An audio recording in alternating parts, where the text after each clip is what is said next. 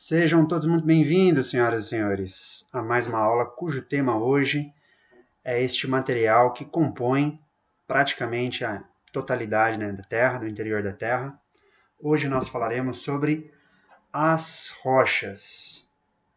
Especificamente, ao longo da aula, nós falaremos um pouco sobre as rochas e os seus minerais constitutivos, a diferença entre ambos.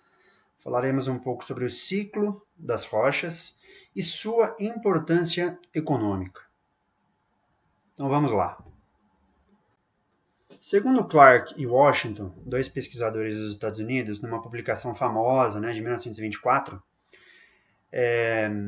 a análise de mais de 5.000 amostras de rochas ao longo de mais de 30 anos, ou seja, uma vida dedicada à pesquisa, permitiu a esses pesquisadores estimar a composição da crosta terrestre. Vejam, a crosta terrestre, ela, assim como tudo que existe, ela é composta por elementos químicos. E essa pesquisa desses dois autores permitiu demonstrar que 8 elementos químicos apenas compõem mais de 98% da crosta terrestre, certo? Sendo que apenas o oxigênio, o silício e o alumínio juntos compõem mais de 82% dos materiais encontrados na crosta terrestre. Esses elementos químicos que a gente pode pesquisar, a gente pode estudar por meio da tabela periódica, eles se associam das mais diversas maneiras e compõem o que a gente chama de minerais. Existem mais de 4.000 minerais diferentes. No entanto, os 5 minerais mais abundantes correspondem a cerca de 84% de todos os minerais disponíveis na crosta terrestre. Tá? Então, os 5 mais comuns são os feldspatos, com 51% do total de minerais disponíveis na crosta. 12% é quartzo, 11% são piroxênios, 5% micas e outros 5% anfibólios, certo? Mas a gente pode falar em muitos outros, centenas, milhares de outros minerais, embora alguns extremamente raros. Alguns minerais praticamente foi encontrado poucas amostras, são extremamente raros, e não são muito significativos em termos de composição da crosta. Tá? Os mais significativos, sem dúvida alguma, são esses 5, que compõem a maior parte das rochas. Tá? Então, rochas são compostas por minerais, e minerais, por sua vez, são compostos por elementos químicos. As rochas, por sua vez, elas podem ser de 3 tipos. Elas podem ser magmáticas, metamórficas ou sedimentares, em função da sua gênese, do momento de formação, da forma como foram formadas, certo? Bom, se aprofundando um pouquinho na conceituação do que seria rocha e mineral, a gente tem que entender que a superfície da Terra, a camada mais externa da Terra em termos de estado físico, é a litosfera. E essa litosfera ela é composta de rochas. As rochas, por sua vez, elas são um agregado sólido, natural, formado pela associação de um ou mais minerais. Essa é a definição de rocha. E os minerais, por sua vez, são um composto químico, formados por um processo natural inorgânico, que possuem uma composição química definida e uma estrutura cristalina. É importante a gente diferenciar alguns conceitos que, se vocês forem se aprofundar nos estudos, eventualmente confunde a cabeça de quem está estudando. Tá? Um deles é cristal. Mineral é sinônimo de cristal. Os cristais são minerais, tá? E para ser considerado um cristal, a forma exterior tem que ser poliédrica, tá? E essa forma exterior poliédrica se dá em função da estruturação interna dos átomos, a maneira como eles se organizam, que fornecem a esses minerais uma forma exterior poliédrica bem definida. Parece que foi cortada realmente com régua. Tá? Nós podemos nos referir também às gemas. Gemas são as pedras preciosas, tá? São minerais, são rochas ou substâncias artificiais para uso decorativo. Então é preferível, né, para essa finalidade, que sejam duras, belas e raras. Mas a gente pode perceber que nem todas as gemas são de fato minerais. E por fim, a gente tem que diferenciar mineral de minério, tá? Minérios simplesmente são as rochas, né, com relevância econômica. Então, se você encontra uma rocha com relevância econômica, você chama essa rocha de minério, certo? E aqui, veja, como isso acaba confundindo um pouco, né? Algumas amostras dos principais minerais disponíveis na crosta terrestre. Feldspatos, quartzo, diópsido, né, que é um tipo de piroxênio, e micas. A gente olha para isso, né, em uma pessoa não formada no assunto, olha para isso e tende a achar, né, que isso é um tipo de rocha, né, porque tem uma aparência sólida, então a gente tende a crer que isso é uma rocha.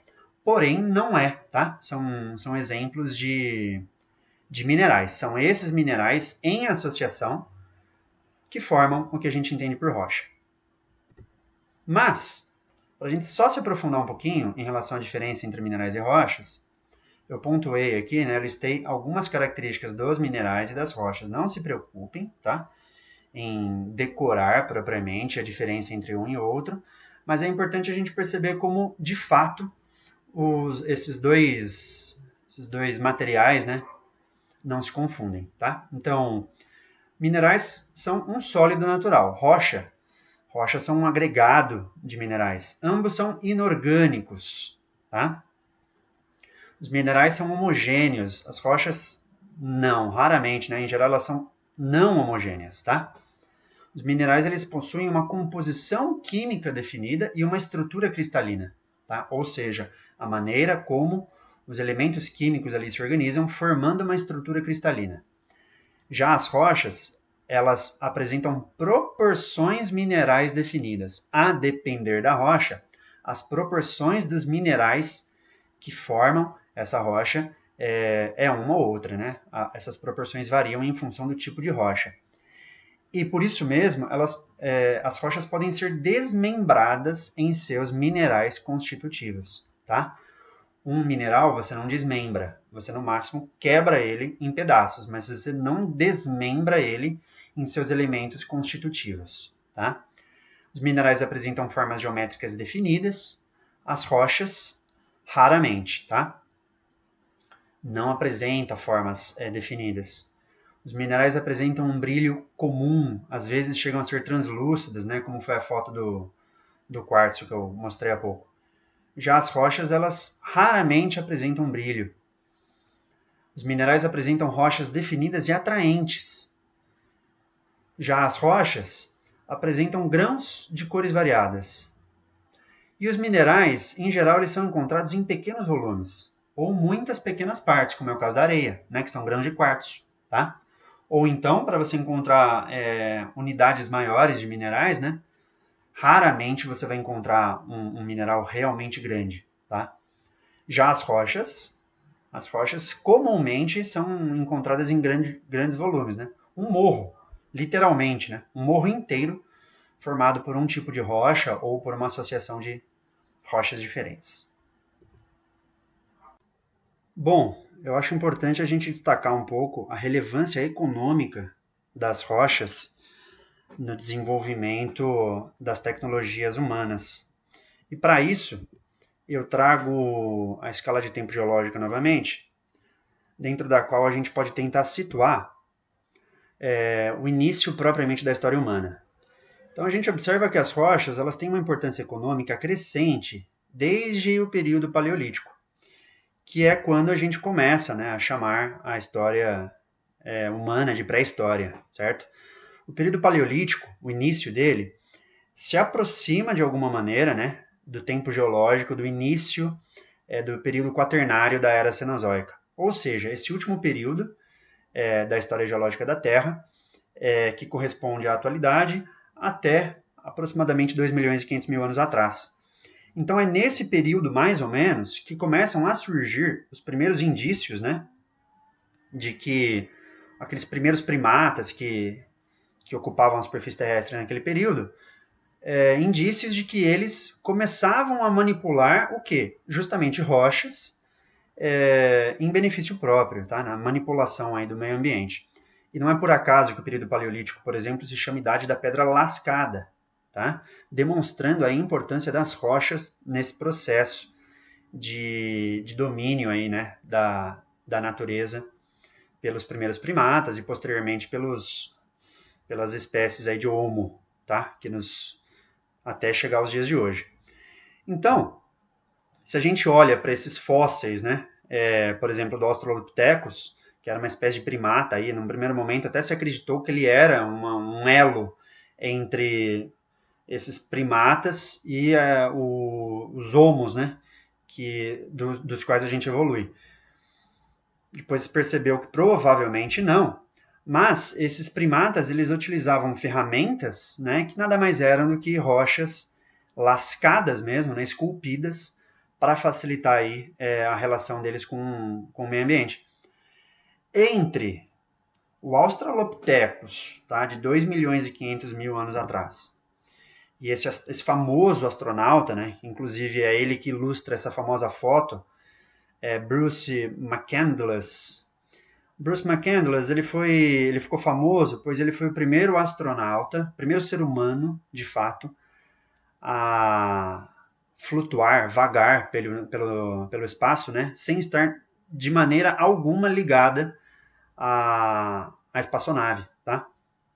Então, entre o Australopithecus e esse astronauta, entre essas primeiras ferramentas paleolíticas de 500 mil anos atrás, 1 milhão de anos atrás, e a estação espacial que hoje vaga, né, em torno da Terra, nós temos aí um domínio crescente das rochas, certo? São rochas e manipulação de diferentes minerais que possibilitaram a chegada do homem ao espaço e a construção de estações espaciais e telescópios que hoje nos auxiliam tanto no nosso dia a dia, certo? Então, uma estação espacial está repleta de demonstrações da maneira como o ser humano profundamente desenvolveu condições, né, habilidades de manipulação das diferentes rochas e dos seus elementos constitutivos. Um exemplo clássico disso é o silício, né? O silício ele corresponde a cerca de 27, pouco mais de 27% da litosfera. Na natureza ele nunca é encontrado isoladamente, tá? Quando ele é encontrado com oxigênio, ele forma a chamada sílica, né, o dióxido de silício, SiO2.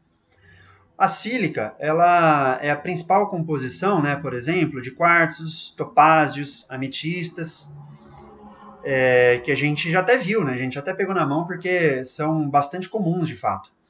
Só a sílica sozinha, né, o dióxido de silício sozinho, em diferentes conformações, né, formam mais de 17 diferentes formas cristalinas, tá? É a matéria-prima, por exemplo, do vidro e do cimento, tá? O cimento Portland, inclusive tem a primeira fábrica de cimento Portland do Brasil, está localizada lá em Perus, né? Que é um distrito aqui da cidade de São Paulo, tá? Com oxigênio e outros elementos, formam o que a gente chama de silicatos, tá? E olha só como o silício está presente na nossa vida, né? Por exemplo, um exemplo de silicato é o amianto, né? Que pode causar uma doença chamada silicose, tá? Em referência aí ao elemento constitutivo que é o silício, tá? Mas também forma micas e feldspatos, tá? Está presente em quase todas as rochas, areias, argilas e solos existentes. Está presente na água mineral, na atmosfera, nas plantas e até em organismos organismos animais, tá? Como nós, seres humanos, por exemplo, tá? É matéria-prima básica da indústria da construção civil e da metalurgia, né? E compõe, forma, né, cerâmicas como porcelana, tijolos, telhas e a própria argamassa, tá? E de uns tempos para cá, né, de umas décadas para cá, ele se tornou um elemento aí fundamental na produção de semicondutores, tá? Diodos, transistores, microprocessadores, e a sua importância é tão grande para a indústria de tecnologia que batizou, né, uma região ali da Califórnia, que é o Vale do Silício, certo? Onde é uma região ali onde tem uma grande concentração de empresas de tecnologia e informática, tá? Então, o silício, de fato, ele tem uma importância muito grande, não só para a produção de bens básicos, mas também para a produção das mais altas tecnologias que a gente usufrui nos dias de hoje, tá? E o silício ainda está envolvido, né, na produção de lasers, de silicone, tá? Restauração de dente, painéis fotovoltaicos, ou seja, é abundante, tá? É encontrado com facilidade na natureza e tem uma importância econômica. Então vamos falar agora brevemente sobre o ciclo das rochas. As rochas, né, o material fundamental que compõe as rochas é o magma, tá? Um processo chamado solidificação leva o magma a se transformar em rocha, tá? E a primeira rocha que pode formar é a chamada rocha ígnea, certo? Atentem não só para os elementos, né, formados, mas também para o nome dos processos. O nome dos processos também é bastante importante no entendimento aqui mais aprofundado do ciclo das rochas. As rochas ígneas, por meio de um processo chamado metamorfismo, geram o que a gente chama de rocha metamórfica, tá? E por meio de um processo chamado intemperismo ou meteorização, forma o que a gente chama de manto de intemperismo, né? O que é o manto de intemperismo? São materiais que sofreram desagregação, tá? Quando a gente fala em intemperismo, a gente fala num processo de desagregação dos elementos constitutivos de uma rocha, tá? E esses elementos, eles formam um material, né, não muito bem definido, chamado manto de intemperismo, tá? O manto de intemperismo pode vir a formar os solos, graças aos quais nós podemos, por exemplo, nos alimentar, tá? E esse processo que transforma o manto de intemperismo em solo é o que a gente chama de pedogênese. Tanto o manto de intemperismo quanto os solos em si, né, eles podem virar sedimentos, tá? Um processo chamado, né, dois processos associados aí, que é o processo de erosão e deposição, tá? Para você ter sedimentos, você pressupõe movimento, tá? Se o sedimento ele não se movimentou, ou seja, é um material formado a partir diretamente do intemperismo, mas esse material não se deslocou, a gente não está falando de sedimento, a gente está falando em manto de intemperismo, certo? E os sedimentos podem se transformar em rocha sedimentar, por meio de um processo chamado litificação. A rocha sedimentar, por sua vez, pode se transformar em rocha metamórfica, por meio de um processo chamado metamorfismo. Então, tanto rochas ígneas quanto sedimentares podem resultar em rocha metamórfica. Agora, tanto a rocha sedimentar quanto a rocha metamórfica, se sofrerem intemperismo, entram para o ciclo das rochas novamente, tá? Formando novamente manto de intemperismo, que pode vir a se tornar em solos novamente ou sedimentos, certo? E esses sedimentos, naturalmente, podem continuar o seu ciclo. Agora, a gente não pode esquecer que tanto as rochas metamórficas quanto as rochas sedimentares, por um processo de fusão parcial, podem se transformar, eventualmente não totalmente, mas parcialmente, em uma nova rocha ígnea. Tá? Então, porções de rocha metamórfica submetidas a um aumento muito grande, né, de temperatura, assim como as rochas sedimentares, podem também sofrer uma fusão parcial, se transformando novamente em rochas ígneas. Tá? Então, as rochas elas se transformam, tá, a partir do magma, que é aquele material que a gente encontra abaixo da litosfera, na astenosfera ou na mesosfera, tá? Genericamente aí no manto, certo? Alguns desses processos que eu acabei de falar, vale dizer que a gente vai se aprofundar, né, em outros temas aí a serem trabalhados em breve, certo?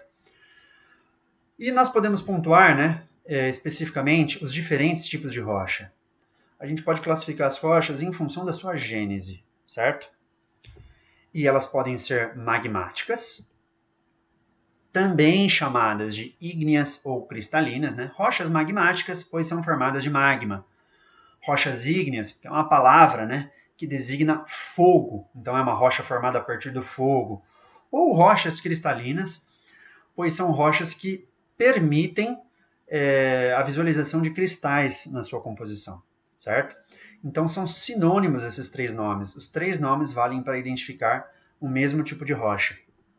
As rochas magmáticas, por sua vez, elas podem ser intrusivas ou plutônicas, ou seja, quando o magma resfria dentro da litosfera, num processo um pouco mais lento e que justamente permite, né, o crescimento de cristais.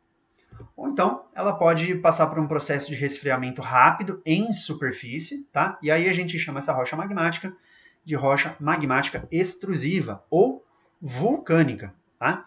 Então, ela está muito associada à atividade vulcânica, ao vulcanismo. As rochas, elas podem ser metamórficas, né, formadas a partir do metamorfismo das rochas magmáticas ou das rochas sedimentares. As rochas sedimentares, né, o nome já indica isso, são formadas a partir dos sedimentos. Sedimentos de quê? Sedimentos provenientes de outras rochas ou de solo, né? No caso das rochas, são sedimentos provenientes de rochas magmáticas e metamórficas. E as rochas sedimentares podem ser de três tipos. Elas podem ser clásticas ou detríticas, ou seja, formadas a partir de detritos de outras rochas. Elas podem ser rochas formadas a partir de elementos químicos, né? Ou é o que a gente chama de rochas sedimentares químicas, ou a partir de processos orgânicos, tá? Então é o que a gente chama de rochas sedimentares orgânicas. No próximo slide, eu vou exemplificar algumas dessas rochas e eu vou identificar, né, cada uma dessas rochas por meio de uma pequena sigla, né? I para intrusiva, E para extrusiva, M para metamórfica, C para clástica, Q para química e O para orgânica. Então, um exemplo mais clássico que eu posso dar é o do granito. Tanto é que eu trago dois tipos diferentes de granitos, né? Vejam, do ponto de vista da formação e da composição química, eles ambas são a mesma rocha, são granito, tá? Mas eventualmente você pode encontrar um minério ou outro, né? Um minério que não é o principal no granito, dando coloração, por exemplo, diferente para a amostra que a gente tem em mãos, tá? O granito é a rocha mais comum que a gente tem na crosta terrestre, é fácil de encontrá-lo e como a gente tem contato frequente com o granito, mesmo sem perceber, a gente consegue olhar para um granito e saber que é granito, mesmo não tendo estudado esse assunto, tá? Porque a gente já meio que se acostumou com a aparência dele. Um outro exemplo é o gabbro, tá? Gabbro também é um tipo de rocha metamórfica intrusiva, tá? Aí já começa a complicar um pouco, porque a gente pode olhar para o gabbro e achar, né, que é granito, por exemplo. Mas por meio aí de uma série de processos, mesmo em campo ou em laboratório, as pessoas que estudam, né, os geólogos que estudam as rochas conseguem identificar aí o tipo de rocha. Mesmo visualmente, né, para as pessoas acostumadas, basta olhar, visualizar a rocha que você já sabe que tipo de rocha que é, muitas vezes, tá? O basalto, por sua vez, é um tipo de rocha metamórfica, né, extrusiva, ou seja, é uma rocha que resfriou em superfície, tá, a partir do magma expelido por vulcão. Então, o basalto ele vai ser encontrado próximo a regiões com atividade vulcânica. Então, se no interior do estado de São Paulo, por exemplo, nós temos amostras de basalto, nós podemos afirmar que em algum momento da história, tá, da história geológica, o interior de São Paulo teve vulcões ativos. Isso é totalmente factível, possível de ser afirmado, tá? Mas a gente vai encontrar basalto também no assoalho oceânico. Lembrando, né, que o que forma justamente o assoalho oceânico, o que forma as placas tectônicas oceânicas, é a atividade vulcânica. E a atividade vulcânica libera magma, libera lava de vulcão, que por sua vez vai ser transformada em basalto. Então as placas tectônicas elas têm uma composição química bem definida aí, né? Basicamente basalto, não só, tá? Mais um exemplo é a famosa pedra pómez, né, que a gente utiliza, por exemplo, como lixa, né? A pedra pómez ela é literalmente formada a partir de material expelido por vulcão também, uma mistura aí de detritos, né, de rocha vaporizada, né, de cinzas vulcânicas que vão se acumulando, vão resfriando, né, solidificam e formam uma pedra pómez. Então é uma pedra bastante porosa, né, e leve também. Só que ela ela é abrasiva, mas numa intensidade, né, que é útil, por exemplo, para a gente usar como lixa corpórea, tá? Um outro exemplo de rocha magmática, né, extrusiva, é a obsidiana, tá? A obsidiana, ela é formada a partir de um resfriamento muito rápido do material, tá? Então ela forma o que a gente chama de vidro vulcânico, certo? Por ser um resfriamento muito rápido, ela não dá tempo, ela não permite, né, a constituição de minerais, tá? Então, se você olha a constituição da obsidiana, você vai ter dificuldade de encontrar ali, né, estrutura cristalina, tá? Que é o que define um mineral, né? Então, aqui, por exemplo, a gente vê um exemplo de rocha que não é exatamente formada por minerais, certo? É o que a gente chama de vidro vulcânico. Você olha para ela e de fato parece um pedaço de vidro, tá? E aí a gente entra para o grupo, né, das rochas metamórficas. Um exemplo muito famoso é o gneiss, tá? O gneiss é formado a partir do metamorfismo do granito. Então a gente já vê, por exemplo, uma certa organização aí dos cristais, né, na rocha, que é diferente, por exemplo, do granito, tá? Então basta você olhar para isso que você já consegue perceber aí que essa rocha passou por algum tipo de metamorfismo, tá? Um outro exemplo clássico de rocha metamórfica é o quartzito, tá? O quartzito que é formado a partir de uma rocha sedimentar, que é o arenito, tá? E o arenito que por sua vez é formado a partir, né, de sedimentos de outras rochas, como o granito, tá? Sedimento esse que é a areia, por exemplo, tá? Areia formada a partir de granito. Essa areia se litifica, vira arenito, esse arenito sofre um processo de metamorfose e forma o quartzito, tá? Que é uma rocha com uma alta resistência, né? Ela resiste intensamente aos ataques das forças exógenas. Um outro exemplo que eu trago é o antracito. O antracito ele é rocha metamórfica formada a partir de uma rocha orgânica, né? Uma rocha sedimentar orgânica, que é o carvão mineral. Tá? Então eu trouxe o antracito justamente para mostrar que uma rocha de origem orgânica, que é o carvão mineral, também pode sofrer metamorfismo e formar o antracito. O mármore, né?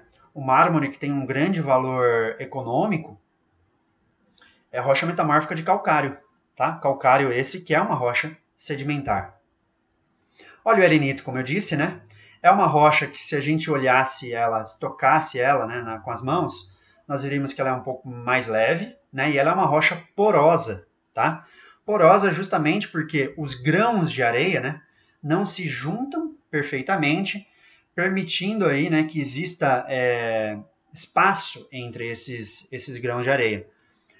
O arenito ele é fundamental porque é por meio dele, por exemplo, que nós temos os aquíferos no Brasil. Tá? A água nos aquíferos não fica numa grande piscina, por exemplo, subterrânea. A água fica permeada, né? Fica dentro desses poros de arenito.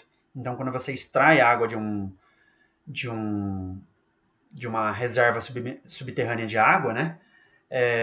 Como um aquífero, você está sugando a água que está presa nos poros de arenito. O petróleo também é assim, tá? O petróleo também é encontrado em rochas com porosidade, como o arenito. E eu trago o siltito, tá? O siltito também é uma rocha sedimentar formada a partir, né, de detritos. E a principal diferença entre o arenito e o siltito é a dimensão dos grãos. O siltito, né, formado a partir de silt, que é um sedimento com grãos mais finos do que areia, tá? E nós teríamos um terceiro tipo ainda de grão, né, de sedimento, que é a argila, tá? E a argila também pode formar uma rocha sedimentar, que seria o argilito. Conglomerado, né, formado a partir aí de detritos um pouco mais grosseiros, como a gente pode ver nessa imagem, tá? É o próprio carvão mineral, como eu disse, né, um exemplo, o carvão é um exemplo de rocha sedimentar orgânica, né, formada a partir aí de depósitos pretéritos, né, paleodepósitos de matéria orgânica, tá? Formadas a partir aí do período carbonífero. E, por fim, nessa nossa rápida exemplificação, o calcário, tá? O calcário é um exemplo de rocha sedimentar que pode ser formada a partir da deposição orgânica ou química, tá, de carbonato de cálcio, tá, CaCO3. O carbonato de cálcio pode litificar, né, formando calcário. Esse calcário pode sofrer algum tipo de metamorfismo, gerando o famoso mármore, tá? Então aqui, pessoal, a gente poderia reorganizar esses exemplares de rochas que eu trouxe nesse slide, mostrando efetivamente o ciclo que se estabelece entre essas rochas, tá? As rochas elas podem se transformar em outros tipos de rochas, tá? Ou mesmo podem se transformar em sedimentos, né? Num manto de intemperismo que vai formar posteriormente, por exemplo, os solos, tá? Então, no limite, o que eu acho que a gente tem que ter muito em mente é que é um desafio, talvez seja impossível encontrar algo na superfície terrestre que não tenha composição, né, química a partir das rochas. As rochas são a nossa grande matriz aí, né, fornecedora de matéria-prima, tá? O que nós vestimos, o que nós comemos, né, onde nós moramos, é formado de alguma maneira a partir de elementos químicos presentes nas rochas. Tudo bem? Então as rochas, de fato, elas têm uma importância muito grande, que vão além da importância meramente econômica. Elas são mesmo a possibilidade de nós sobrevivermos na superfície terrestre. Certo? Então é isso. Muito obrigado pela atenção. Qualquer dúvida, pode deixar um comentário que eu respondo na medida do possível.